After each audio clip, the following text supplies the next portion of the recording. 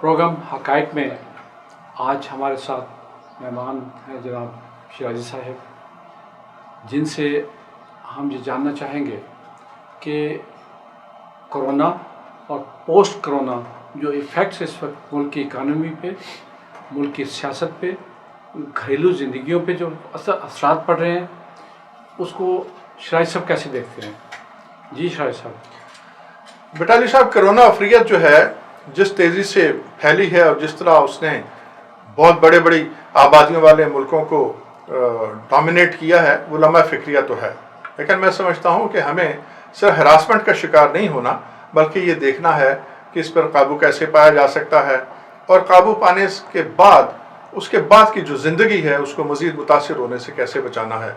वज़ीर-ए-आज़म पाकिस्तान जनाब इमरान खान ने कौम से किए गए 3 खिताबों में ये तो बता दिया कि हाथ बार बार धोने हैं और डिस्टेंस बरकरार रखना है और जमघटों से बचना है, लेकिन इसके बाद जो कुछ करना चाहिए उधर उनका ध्यान निस्बतन कम है। मैं समझता हूँ अहम तरीन चीज़ ये है कि क्या लॉकडाउन के तकाजे पूरे हो रहे हैं या सिर्फ ये एक फॉर्मेलिटी है। ग्राउंड रियलिटीज़ जो हैं वो इंतज़ामात की कलाई भी खोलती हैं और उसमें जो सुकम है उसके बारे में भी हमें अंदाज़ा होता है कि लॉकडाउन ग्राउंड रियलिटी के तौर पे ऑन ग्राउंड चल कैसे रहा है। देखिए, हमें आवाम के जमे गफीर भी नज़र आ रहे हैं और इंतज़ामात के नकाइस भी खुल के सामने आ रहे हैं। अब ताज़ा तरीन वाक़यात जो हैं वो इमदाद की तक़सीम के हैं। उसमें हम देखते हैं कि शाने से शाना मिलाकर भी और आगे से पीछा जोड़कर भी कतारों में ख़वातीन और हज़रात खड़े हैं। वहाँ पे कोरोना नहीं फैल रहा, कोई है ये बताने वाला, कोई है ये सोचने वाला। लाठी चार्ज भी हो रहा है, ज़रूरतमंद अशिया सर्फ के हाथों पहले ही मसाइल का शिकार हैं। इन ज़रूरतमंदों में इमदाद तकसीम करने के नाम पर लाठी चार्ज कहाँ तक रवा है, कोई है इसका जवाब देने वाला? दूर दूर तक हमें इस सवाल का जवाब नहीं मिलता। इमदाद के नाम पे जो तरीक़ाकार अपनाया गया उसमें बेशुमार नकाइस सामने आए। मैं एक ऐसी बात करता चलूँ जो पाकिस्तान भर में किसी टीवी चैनल पर, किसी अखबार में आज तक डिस्कस नहीं हुई। वो जनाब ये है कि पूरे मुल्क में 70 लाख के करीब भिखारी हैं, जिसमें 5 साल की बच्ची से लेके 70-75 साल के ज़ईफ़ आदमी तक है। माजूर भी हैं, नौजवान लड़कियां भी हैं और ये सब भिखारी जो हैं 2-2 सेल फ़ोन रखते हैं। ये सिर्फ भिखारी वो नहीं हैं जो भीख मांगने निकले हैं ज़रूरियात ज़िंदगी पूरी करने के लिए। एक माफिया है, हर ग्रुप का एक चीफ है जो ऑपरेट करता है। भीख मांगने के लिए स्पॉट जो हैं वो नीलाम होते आए हैं। मैंने जिक्र किया, हर भीख मांगने वाले के पास 2-2 टेलीफोन हैं। हर एक ने 8171 पे राब्ता करके अपने आप को रजिस्टर कराया है। बेशतर को जवाब मस्बत मिला है। पूरे मुल्क में 10 लाख के करीब ख्वाजा सरा हैं। ये हट्टे कट्टे मुश्तंडे हैं जो हर ट्रैफिक सिग्नल पर जब गाड़ी रुकती है तो यलगार कर देते हैं। ये सब लोग जो हैं ये भी सेल फोन रखते हैं। इन सब ने भी हुकूमत पाकिस्तान की उस वेबसाइट तक रसाई हासिल कर ली है और ये इमदाद के हकदार करार पाए हैं।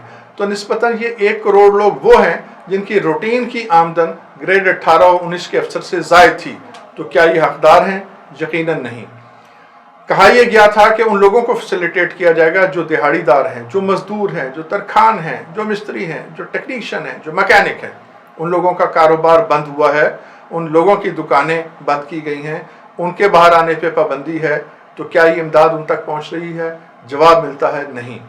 तो फिर अगर हकदार तक हक नहीं पहुंच रहा तो इन नुमाइशी इक़दाम की ज़रूरत क्या है? और सबसे अहम सवाल वो ये है कि जब हकदार तक हक नहीं पहुंचेगा, उनके घरों में फाके होंगे, तो फिर ये फाका ज़दा लोग जब बाहर निकलेंगे, जब उनके बच्चे उनके सामने भूख से बिलखने लगेंगे, तो क्या वो कतारों में खड़े होकर उन ज़ाब्तों की पाबंदी कर सकेंगे? वो वज़ीर-ए-आज़म की कॉल पर लब्बैक कह सकेंगे? वो घरों में रह सकेंगे? यकीनन नहीं। वो जिस्म जान का रिश्ता बरकरार रखने के लिए बाहर निकलने पर मजबूर होंगे, काम ढूंढेंगे, और जब काम नहीं मिलेगा तो फिर वो क्या करेंगे? जनाब वज़ीर-ए-आज़म से दरख्वास्त है और उनकी टीम से दरख्वास्त है कि ज़रा इस सवाल का जवाब भी दें। शाहिद साहब, आपने सड़कों पे खड़े होने वालों की बात की।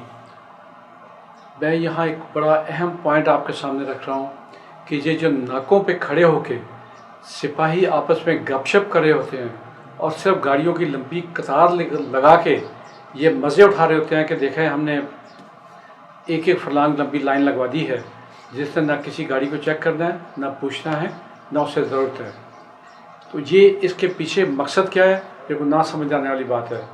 यहाँ एक बहुत ज़रूरी चीज़ है जो मैं सजेशन दूंगा जनाब प्राइम मिनिस्टर साहब को भी, सीएम साहबान को भी, कि नाके ज़रूर लगाएं, लेकिन उन्हें कहें ये चेक करें कि गाड़ी में सैनिटाइज़र मौजूद है, गाड़ी में लोगों ने मास्क लगा रखे हैं, और गाड़ी जो में लोगों ने ग्लव्स पहन रखे हैं।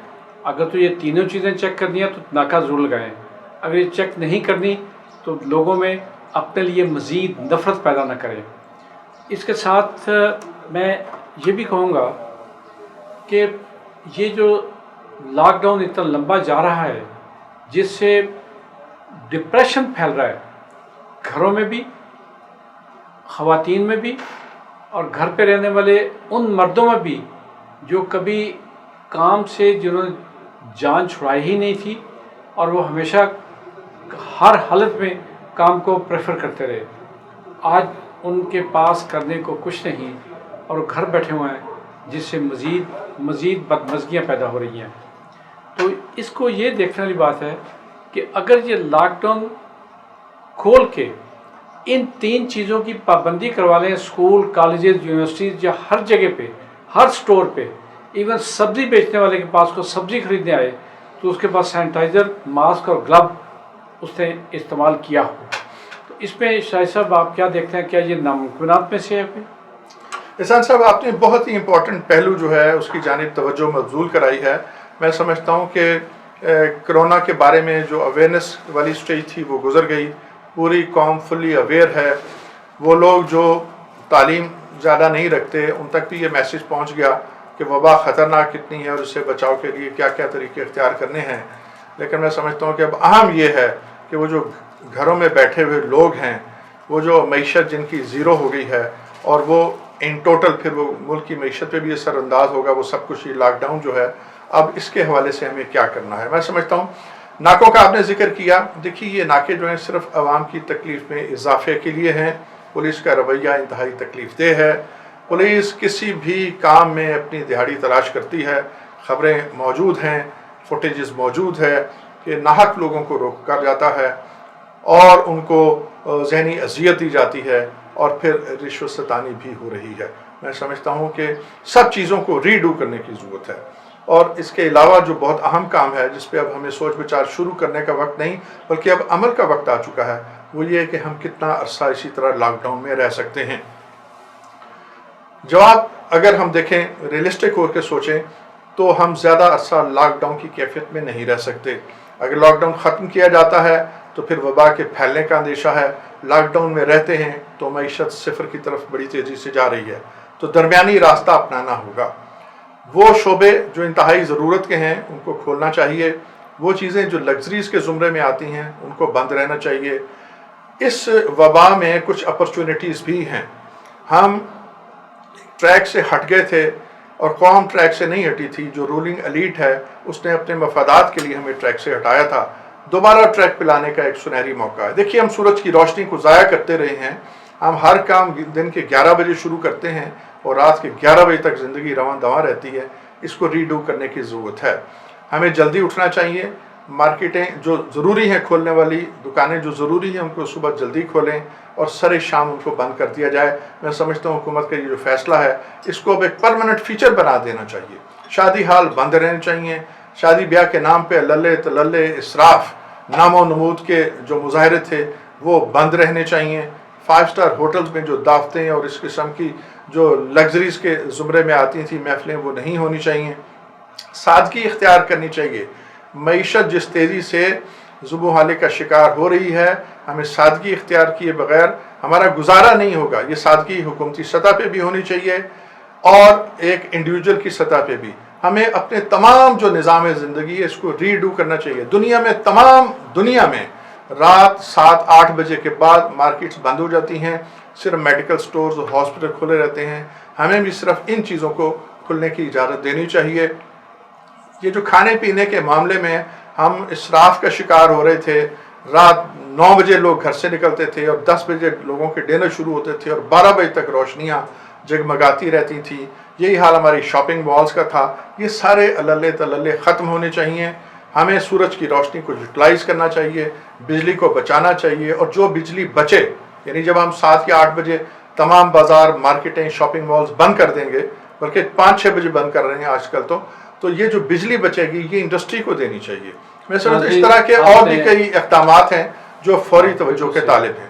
ناظرین، آپ نے شاہد صاحب کی تجاویز بھی سن لی، جو حکومت کرنے والوں کے لیے زیادہ تر تھی، لیکن آپ سے بھی ایک درخواست ہے کہ آپ اپنے آپ کو بچائیں، اپنے بچوں کو بچائیں، اپنے خاندان کو بچائیں، اور اس کا صرف ایک ہی طریقہ احتیاط، احتیاط اور صرف احتیاط۔ اگر آپ لوگ احتیاط کریں گے تو یہ جو لاک ڈاؤن ہے یہ بھی جلدی ختم ہو سکتا ہے، اور آپ کا کاروباری زندگی رواں دواں جلدی ہو سکتا ہے۔ آپ اپنے اوپر مہربانی کریں، ہم تو یہ درخواست آپ سے کر رہے ہیں ناظرین۔ امید ہے کہ آپ تک ہماری آواز پہنچ گئی ہوگی، اور اہل اقتدار تک جناب شاہد صاحب کی آواز بھی پہنچ گئی ہوگی۔ بہت شکریہ، اللہ حافظ۔